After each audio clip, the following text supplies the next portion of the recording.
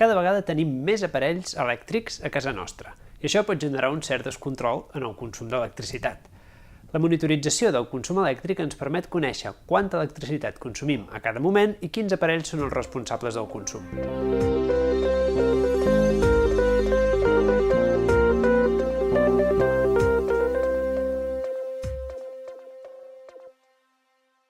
Un dels grans problemes de l'electricitat és que és invisible. L'aigua sí que la veiem, i això explica el gran èxit que acostumen a tenir les campanyes d'estalvi d'aigua. Veiem com s'escola pel desguàs i veiem els pantans buits. Això fa que sigui més fàcil prendre consciència de la necessitat de reduir el consum d'aquest recurs. També podem intuir amb facilitat si el consum més gran és per la dutxa o per regar, per exemple, perquè estem veient la quantitat d'aigua que surt de l'aixeta. A cada habitatge hi ha múltiples aparells que consumeixen electricitat, alguns d'ells permanentment, però resulta difícil de valorar si consumeixen molt o poc perquè l'únic que rebem és una factura mensual amb el consum total. Afortunadament, hi ha aparells que ens permeten donar visibilitat a l'electricitat. Un dels més interessants per la seva senzillesa i utilitat és el batímetre. El funcionament és molt senzill. Es col·loca el batímetre a l'endoll i a continuació hi endollem l'aparell que volem controlar. D'aquesta manera podem veure el seu consum i el cost en euros. Això és molt útil de cara als usuaris d'un habitatge perquè poden saber el cost de fer un cafè, de secar-se els cabells o de posar una rentadora, per exemple. Si volem conèixer el consum global de l'electricitat a l'habitatge, podem instal·lar un monitor central, també conegut com a Smart Meter. Aquests aparells consten de diferents components. Una pinça que ha d'envoltar el cable de fase d'entrada a l'electricitat a l'habitatge. Un emissor que envia les dades de consum per ràdio.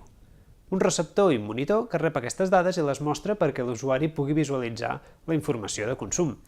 Opcionalment, hi ha l'opció de posar una passarel·la, de forma que les dades es puguin enviar per internet i així poder consultar la informació de consum des d'un ordinador o un smartphone.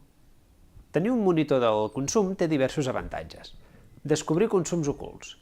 Com que podem veure la corba de consum durant el dia, ens podem plantejar quins aparells estan consumint més electricitat.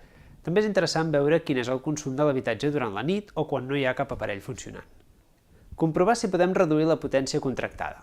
El terme de potència és un cost fix que representa un percentatge important del cost final de la factura elèctrica. Si distribuïm correctament la utilització dels electrodomèstics, pot ser que en comptes de tenir puntes de 8 o 9 kW tinguem un consum més pla que mai superi els 5 kW. D'aquesta manera serà possible reduir la potència contractada i estalviar diners. Comprovar si ens podem beneficiar d'una tarifa amb discriminació horària. Aquestes tarifes consisteixen en determinar un preu diferent pel consum d'electricitat depenent del moment del dia en què es produeix aquest consum. Com que el sistema elèctric no emmagatzema electricitat, sinó que la genera quan hi ha demanda, interessa moure els consums que es produeixen en hores punta a altres hores on la demanda és baixa. La discriminació horària facilita la gestió de l'electricitat i facilita l'adopció d'energies renovables en el sistema elèctric. Alguns programes associats als monitors domèstics permeten fer simulacions per tal de veure com varia el cost de la factura en funció del tipus de contracte que tinguem. Si comprovem que canviant els hàbits de consum podem beneficiar-nos d'aquest tipus de tarifes, podrem estalviar diners i contribuir a l'optimització del sistema elèctric. Canviar la potència contractada o optar per una tarifa amb discriminació horària comporta uns costos que poden variar des dels 10 euros fins a més de 100 euros, depenent de les circumstàncies de cada instal·lació. Això fa aconsellable utilitzar un monitor del consum per tal de poder comprovar prèviament l'estalvi que ens suposaran aquests estalvis.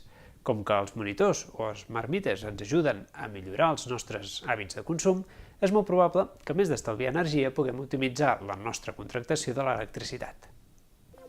A la base de dades de productes de l'Agenda de la Construcció Sostenible hi podeu trobar diversos aparells per mesurar el consum d'electricitat a la llar.